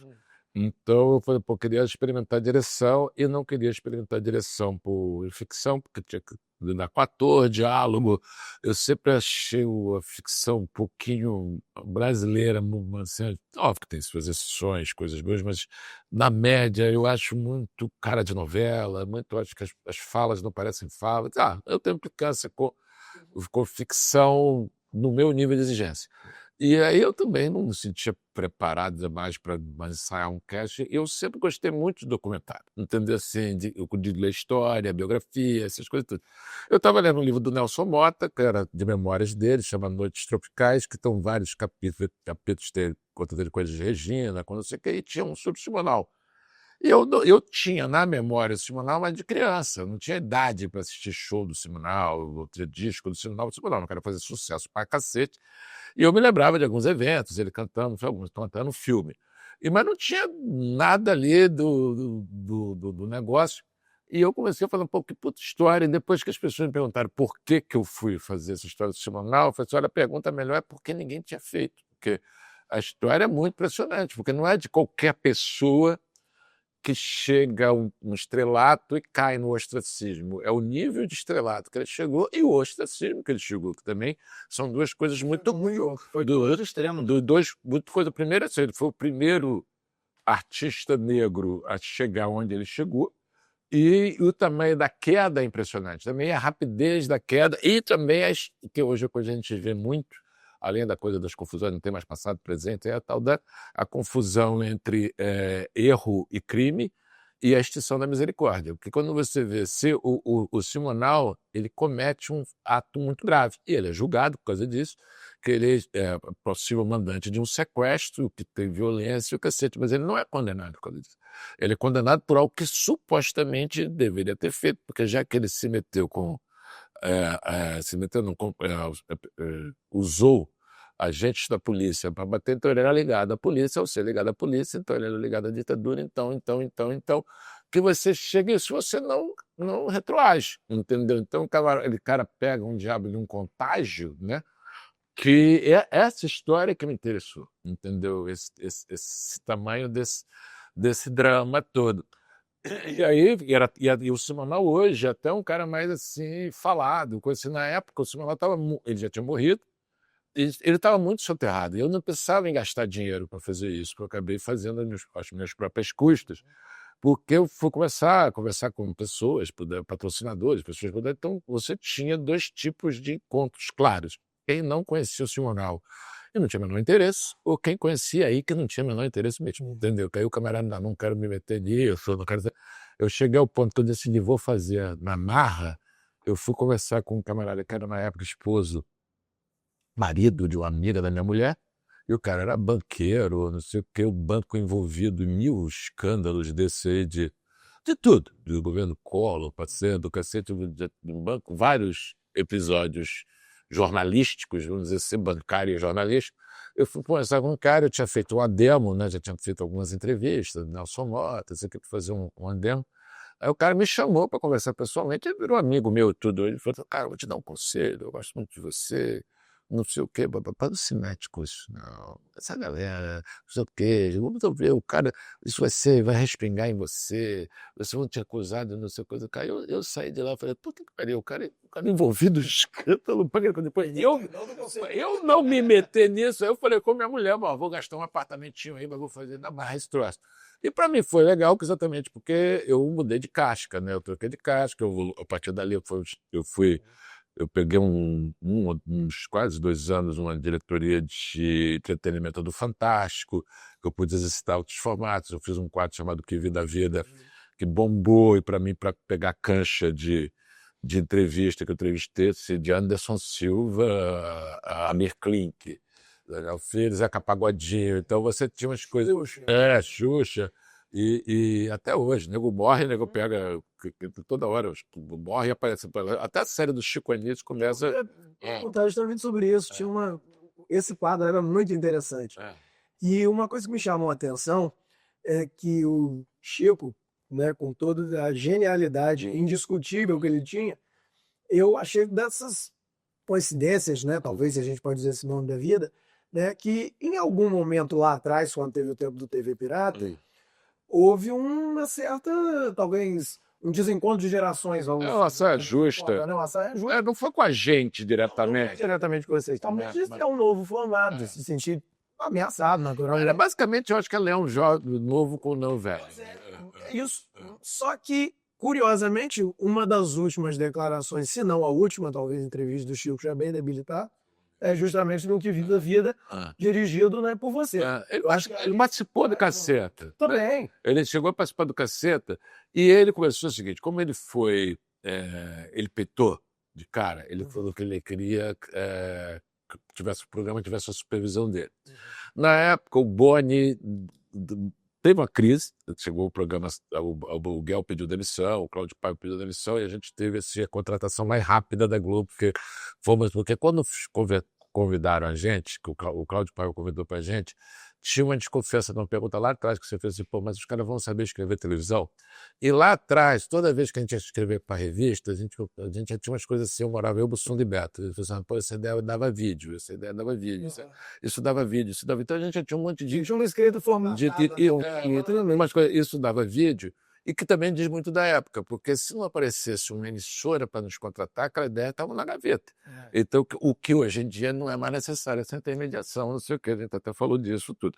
Então, quando a gente fez, a gente escreveu, a gente pediu para o Cláudio Paiva dar um formato, como é que escreve, o formato que você quer. Tá, as rubricas, descrevendo as situações, os diálogos são aqui, as rubricas desse jeito, os diálogos desse jeito. E a gente mandou lá para o TV Pirata, a gente foi aprovado, entendeu? E a gente mandou 80 e poucos esquetes, que a gente já tinha muita coisa de ideia, e todos foram lá, ao longo de um ano e pouco foram lá. Mas quando a gente chegou lá e mandou o negócio e fomos aprovados, fomos negociar lá depois os caras pedindo demissão, durou uma semana a contratação, mas o Boni peitou porque ele falou assim, não, até um argumento que depois não valeu, que deveria ter valido, acho que salvaria o Mellen e até uma parte do humor, que ninguém pode ser, o humor não pode ser de uma pessoa só, porque como o Jô saiu, o Chico tinha um programa e ele começou a ser o supervisor dos Trapalhões também. Então o Boni não quis que todos os programas de humor ficassem na mão do Chico Anísio. Aí ele saiu de cara, baixando o sarrafo no elenco, dizendo que não eram comediantes, não sei o quê. No dia que eu perdeu no Ibope para Cláudia Raia, eu me mato, falou um monte de coisa, baixou o sarrafo no elenco. E na redação, que ele chama a redação é fecal, em relação ao Cláudio Faia, entendeu? Logo depois, ele começou a dar as entrevistas, não, que eu quis ajudar, não sei o quê, eu fui mostrar para eles que que os melhores quadros eram do pessoal do Cacete Planeta, e no piloto não tinha nenhum quadro deles, que pode ser até verdade, não sei. E eu falei, eu botei que os melhores quadros eram da gente, então ele ficou meio fazendo essa detente. Quando eu gravei o Simonal, por exemplo, que ele participa, e não só participou, foi como ele dá o início e o final do filme, ele fala, a gente acabou tendo. Eu tive essa oportunidade, fui na casa dele, não sei o quê, blá, blá, blá. Então eu tive contato com ele. Teve uma vez também que ele chamou o Bussunda do nada para lanchar na casa dele, deu um quadro de presente para o Bussunda, que ele pintava não sei quantos quadros por dia. Então teve, quando a gente chamou ele para gravar no programa, foi super legal. A gente ainda encontrou uma vez, ele já estava bem debilitado, que teve um festival em São Paulo chamado Risadaria, que a primeira edição homenageado foi ele. E a gente fez uma abertura, com certeza que a gente não fazia show um tempão, a gente fez um apanhado de os números, uma atualizada, a gente fez o show de abertura e ele era o homenageado da feira, então foi a última vez que eu o vi. Então acabou tendo uma coisa que eu acho que teve uma coisa geracional, teve esse incômodo assim com o que tá vendo ali, e teve uma questão também, Toda a profissão. e também tem o que da arrogância da idade também, de quem era mais jovem, né? A ideia de, tipo, vocês, todo mundo ali na faixa dos 30, no Eles sabem do outro lado. aí chegando aquela coisa também de, tipo, não quero ouvir esse velho, essas coisas. Que hoje De um lado e do outro lado. O que não apaga a genialidade nem de um, nem. é horrível. Não dá nem para comparar, né? Que o Chico Anísio Não, Chico é um símbolo, né? Chico, pra mim, a realmente, todo mundo. Chico ele é uma pessoa que faz, né, que interpreta 209 personagens, mas cria 450, realmente. Não, nesse dia da risadaria era impressionante que os caras fizeram um saguão lá no Ibirapuera com umas araras, com os figurinos dos personagens e uma sinopse de cada um.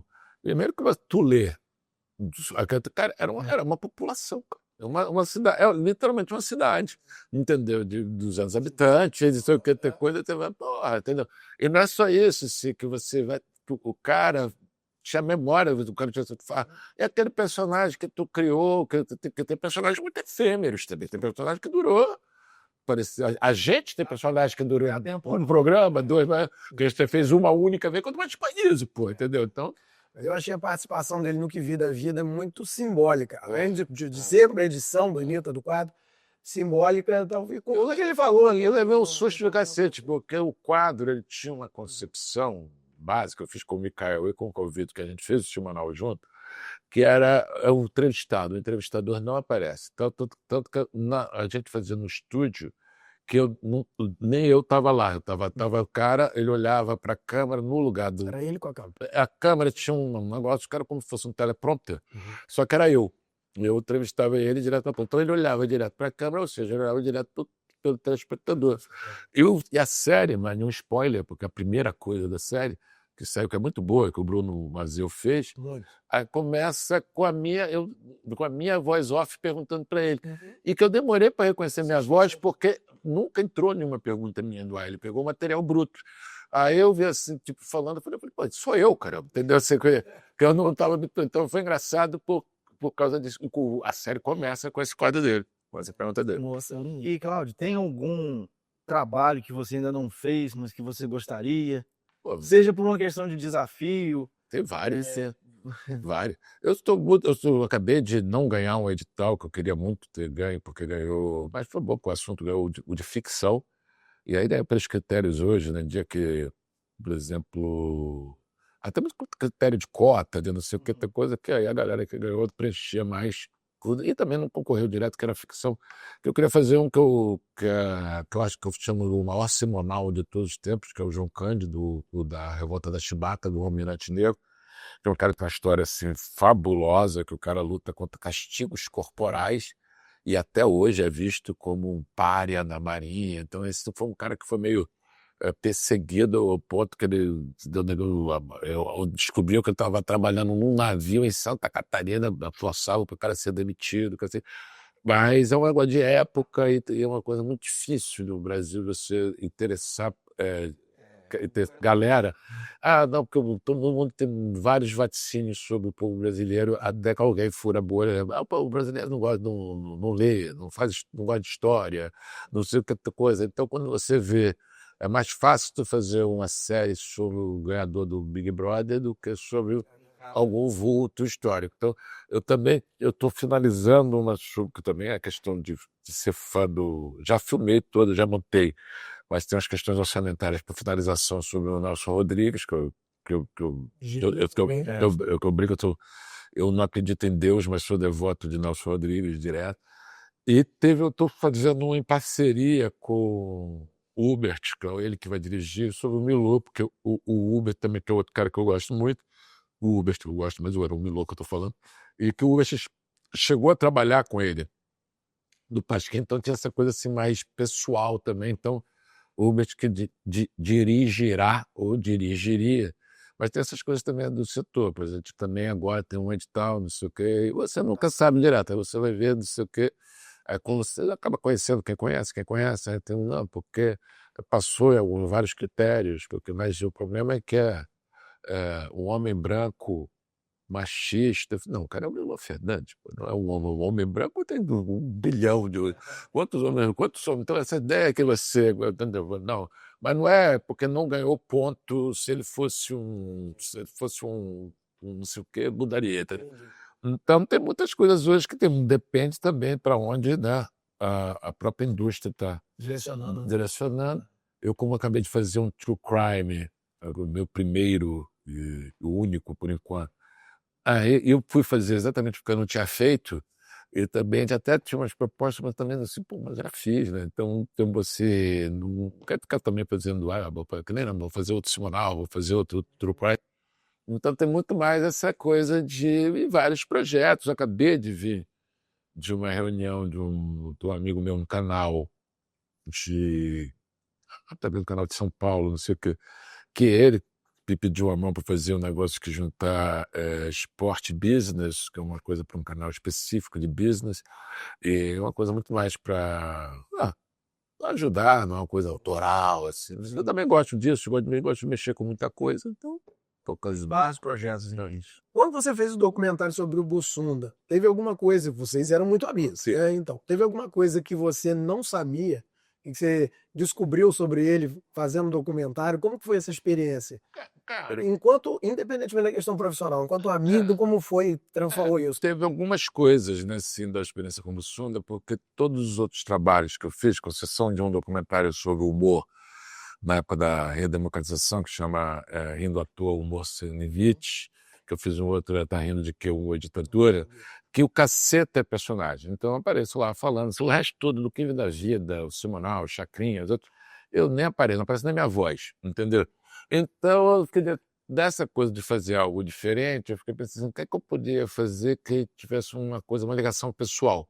E o Bussunda veio de cara, eu, obviamente, podia ter sido Caceta, mas eu queria fazer no Bussunda, aí eu vi algumas coisas que tinha um tempo bom, que ia completar 15 anos da morte dele, né, em 2011, 2021, ia completar 15 anos da morte dele, e os 15 anos me permitiram também, que eu só vi depois também, que eu pudesse me debruçar sobre o material sem melancolia, porque eu não ia fazer uma coisa sobre o Bussunda, vai ser uma coisa pesada, melancólica, não sei o quê.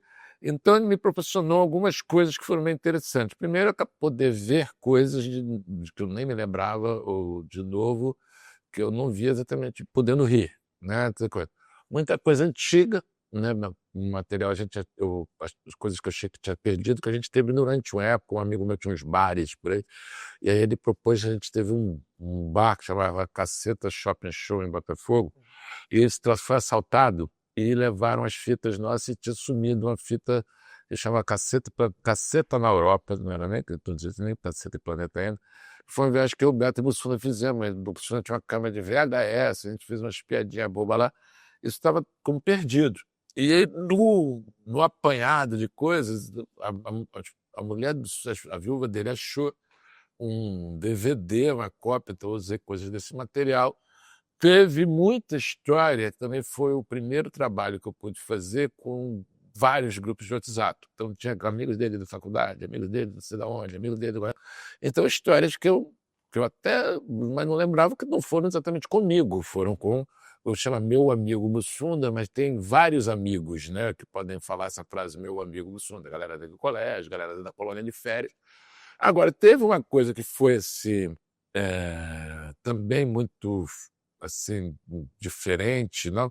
Que foi como todo mundo que estava na Alemanha e como estava aqui reagiu, porque como o Bussunda morreu, cada um entrou na sua própria história. Eu não quis saber como é que o fulano reagiu, como é que o fulano estava. Todo mundo colapsou ali junto. Então você estava ali meio desconectado. Então eu não sabia o passo a passo. Eu sabia a parte que eu sabia, não sabia a parte que o outro cara sabia e o que eu não sabia. Então teve algumas coisas da timeline da morte dele que eu não tinha a menor ideia, e teve um detalhe que acabou sendo decisivo, né? Porque quando esse diretor de fotografia que encontrou ele no café da manhã cedinho, tipo 6 e pouco, ele falou que tinha virado praticamente a noite sem dormir, passando mal, que ele tinha comido muito, e o futebol que a gente tinha jogado, e ele estava muito pálido, e o cara falou, pô, vou chamar o médico. Ele falou, não vou perder a Copa do Mundo por causa... Não, vou chamar. Chamou a produtora. E aí o Bussunda subiu para o segundo andar, para o quarto dele. Quando esse cara foi para o quarto próprio, ele viu que tinha uma ambulância no estacionamento. Aí ele falou assim, bom, se acontecer alguma coisa com o Bussunda, vai passar por aqui pelo quarto, ele vai entrar na ambulância, não sei o quê. E eu estava dormindo, não sei o quê. E teve essa história. Quando a produtora falou assim, eu falei, olha, tem uma ambulância que dormiu aqui, que a gente estava meio como se fosse no Recreio de Bandeirantes, ali em Munique. E aí o cara chamou, o sujeito chamou a médica lá, não sei o quê, e subiram para o quarto do Bussunda, que aí perguntaram, fizeram uma meia dúzia de perguntas para ele, até que ele apagou, e teve a parada cardíaca, aí que todo mundo soube, não sei o quê, blá, blá, blá. Mas o que é que aconteceu? O Bussunda foi para o segundo andar. Quando a médica deu o alarme, simplesmente a maca não subia para o segundo andar, e nem por elevador, por escada, porra nenhuma, que a máquina da ambulância da coisa passando na Alemanha. E aí ela chamou a gente para carregar o Bussunda para descer com ele. Só que nesse tempo, tentando subir com a máquina, não subiu, não sei o quê, quando não juntou, então vamos todo mundo junto, ela já deu o óbito, obviamente. A diferença poderia não fazer diferença nenhuma, mas eu só soube disso na hora. E também teve o nosso produtor geral, que é um amigo nosso, quando eu saí, morava com o Bussunda e o Beto, ele foi casar, ele que entrou no meu lugar, depois que ele virou produtor da gente. E eu cheguei para ele, assim, na hora, eu falei, não, tira a gente daqui o mais rápido que você conseguir, entendeu? Só falei isso, eu quero ir embora o mais rápido que você conseguir. E aí a gente foi embora no mesmo dia, e o Bussunda foi no voo seguinte, com uma parte da população, e ele teve que despachar isso tudo. E só que ele, quando chegou, a gente fez a conexão em Londres e o outro grupo fez a conexão em Paris, ele, a despachar tudo, ele perdeu a conexão dele. Então ele ficou sozinho em Paris, com aquele negócio todo, sem ter com quem conversar, sem ter com... Então, quando ele começa a contar isso, ele começa a ter uma coisa assim. Eu não tinha a menor ideia, eu só sabia exatamente a minha história, entendeu? Eu não sabia como é que a filha dele recebeu a notícia. Então, o episódio da morte... E teve isso também que foi interessante, e que foi a ideia aqui do minha também, que quando eu fiz a ideia, eu vendi a ideia da série, eu cheguei, eram 4 episódios, depois a gente fez 5. Eu chamei a filha dele para dirigir um episódio. Ela ficou, não, mas ela se formou em cinema e tudo, mas ela dá aula, ela não tem experiência, não, faço junto com você. Então, a gente fez um episódio que eu deixei, obviamente, ela tocar, ela que fez o roteiro e tudo, eu só fui ali meio a rodinha da bicicleta, né, do Márcio. Então foi uma experiência legal também, que não só foi pessoal, como foi uma coisa de resgate também, né, interessante. Cláudio, pra gente começando a caminhar pro final, Ah, tem um livro que você acha que todo mundo deveria ler? pô, vários, cara. Vários. Cara, eu sou muito fã de Nelson Rodrigues, entendeu? Eu sou muito fã de Jorge Amado. Então, assim, Jorge Amado foi basicamente por onde eu comecei a ler, que meu pai falou, já sabe ler, então agora lê coisa boa, entendeu? Então me deu uma coleção de Jorge Amado, então eu tenho essa reverência aos dois. Nelson Rodrigues, praticamente tudo que você lê é importante, né? O Milô também é um cara de grande formação. Hoje em dia, eu estou falando mais de autores brasileiros, eu acho que pouca gente é mais importante do que o Risério, o doutor Risério. Eu acho que ele toca muito a coisa da questão identitária, de como isso está pautando e meio assim, meio não levando em consideração a nossa formação histórica, as nossas particularidades, não sei o quê. E li um livro, por exemplo, eu vou recomendar que foi o último, que eu li um livro muito bom do Rui Castro, chamado A Trincheira Tropical. Não, Trincheira Tropical, não, a Trincheira. Ele tem a Metrópole nos Trópicos e a Trincheira sobre o Rio de Janeiro durante o Entre Guerras, né, a participação do Brasil na guerra e principalmente a questão no Rio, né, que o governo era aqui, o integralismo era aqui, a Trincheira Tropical, eu acho. E que eu achei muito bom. Então, eu recomendo isso. Mas livro, cara, é difícil assim desse sopetão. Se você perguntar Santos, vai lembrar de 1500. Aí, aquilo assim não tá bom. E mesmo com as mudanças sociais, tecnológicas e políticas, na sua opinião, o que nunca mudou no humor e não mudará? Cara, eu acho que é difícil que não mudou e não mudará, porque praticamente tudo mudou, né? Praticamente a relação que você tem com o humor, que a gente falou aqui, de espontaneidade, de surpresa, o humor que pode até. A gente tinha muito isso, né? Que a pessoa. Eu me lembro que eu esqueci assim: pô, vocês são muito escrotos, vocês são os filhos da puta, adoro vocês. Entendeu? Essa coisa que você meio falava uma coisa que o cara, pô, não pode, não acredito que o cara falou um negócio desse. Eu acho que isso mudou. Isso mudou. Obviamente tem gente que ainda faz isso, tem gente que tem esta relação, mas essa relação meio a balança mudou. O que eu acho que não pode faltar é feedback, né, velho? Entendeu? Independente de que você queira, entendeu? A ideia de você buscar a risada, ou você buscar o incômodo, ou você buscar Tem que despertar alguma a coisa. consciência, que seja o humor, é isso. Comunicação é feedback, senão chama masturbação. Coisa que você faz para si próprio, para o seu deleite. Entendeu? Assim, ninguém tem nada a ver com isso. Mas a questão é se você está se propondo, né, a levar adiante para alguém, o que importa esse alguém, entendeu? O que eu acho, o humor me atraiu basicamente porque eu gosto, basicamente porque eu consumo, mas porque eu acho que é um tipo de emoção que é uma emoção muito legal, que é a risada, a gargalhada, mas o choro também vale, entendeu? A excitação também vale, a apreensão também vale. O que não vale é você passar batido. Porque aí o entretenimento falhou, aí a comunicação falhou, aí o humor falhou, entendeu? O que eu acho em respeito ao humor hoje é que sempre tem uma metáfora, um clichê, um lugar comum, que o humor sempre foi visto meio como o canário na mina, né? Que você botar os mineiros, botar no canário, porque se o canário morrer, é que o bicho está pegando, o ar já foi coisa para o canário morrer. Eu acho que o canário já morreu, entendeu? Assim, eu acho que a ideia é de que eu acho que as pessoas têm que ficar preocupadas agora com outros tipos de cerceamento, a ideia de que a questão da liberdade de expressão, que eu acho que é complicado, que eu falei que piada não é opinião, é porque liberdade de expressão ou é para quem você detesta ou não é, entendeu? A liberdade de expressão é basicamente para quem... Porque se a liberdade de expressão vale só para quem você curte, chama festinha, chama bate-papo agradável, entendeu? Se a ideia de que você vê o camarada falar uma atrocidade, entendeu? Assim, é diferente do que fazer uma atrocidade, a diferença entre a ideia de que não existe crime de fala, que é uma coisa muito comum, por exemplo, nos Estados Unidos e nas discussões, digamos assim, das pessoas que defendem a liberdade de Não, né? o de opinião até É aceitável, né? mas o de fala.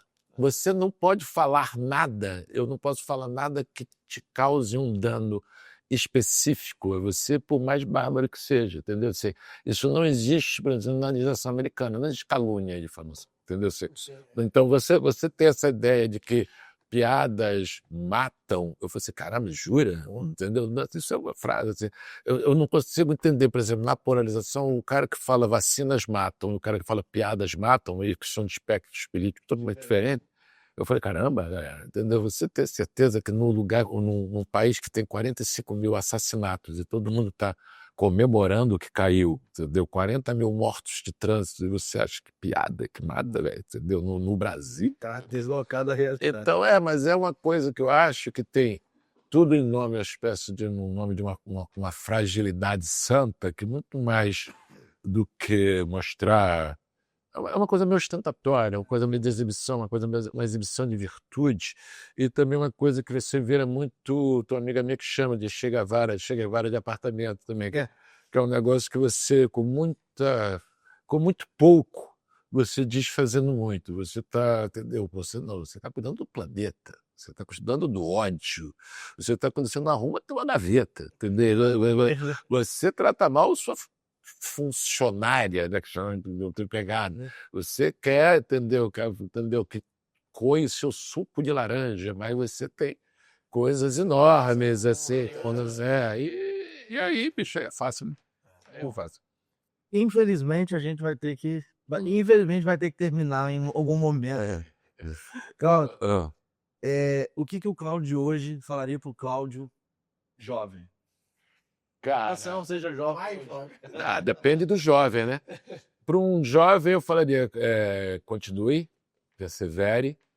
Para o outro jovem, eu falaria assim, não precisa ficar besta, entendeu? Da ideia de que também tudo passa, né? Então, tipo, baixa uma bolinha às vezes também, porque tem uma coisa que é interessante, de que hoje a meio acabou, que é a coisa da turma, que não teve a turma do Pasquim, a turma do Asdrubal, a coisa das bandas de rock, que a turma tem uma coisa que é interessante de contrapeso, que é mais difícil você ficar totalmente babaca, porque as pessoas meio te conhecem antes, você conhece as pessoas antes, tem um que ali, tipo, pra cima de mim, meu irmão, eu te conheço, não sei o que, tem coisa. Sozinho é muito fácil ficar babaca, entendeu? Porque muita gente depende de você, muita gente te incessa. Você vê pelos procedimentos que as pessoas fazem, não tem ninguém para dizer, bicho, tá ruim, não faz isso não. Porque todo mundo está ganhando com aquilo, né? Do emprego ao médico, todo mundo, ninguém quer falar para o outro. E quando você tem turma, ajuda, mas obviamente no nível de sucesso que a gente fez, entendeu? Tem o que eu teria alguns momentos que eu falei assim, pô, baixa sua bolinha também, que não é isso tudo, entendeu? Também, que eu acho que isso é bom saber que, no final de contas, todo mundo faz cocô, todo mundo quando sangra pinga, entendeu? Então não tem. Vigil do Zol, né? Vai ganhando todo mundo. Vai todo mundo, é isso. Você está satisfeito? Eu estou satisfeito. Foi bom para você? Foi bom para você. Foi bom para você, eu tenho receita. Cara, à vontade, conversar é sempre bom. Conversar bem é sempre bom. As oportunidades já não são tantas. Já foram mais, eu acho, de você falar livremente. Entendeu? É bom. Poder dialogar, bater um papo desse. Sei lá, né? De repente tem um corte aí que fode a porta. A gente ter a oportunidade de conversar com você, sendo profissional que você é, ainda sendo fã do seu trabalho. Bom, obrigado. Experiência incrível. E é uma realização pessoal. Vocês são de que ramo do direito? Direito civil. Eu espero nunca precisar de vocês. Muito obrigado. Valeu, galera. Valeu. Beijão. Valeu. Obrigado a você também que nos acompanha. Fique de olho no canal do Mentes Legais para os próximos episódios. Me siga nas redes sociais, no YouTube, no Spotify, no Instagram. E acompanhe as próximas Mentes Legais que vem por aí. Fique com Deus. Forte abraço. Eu garanto.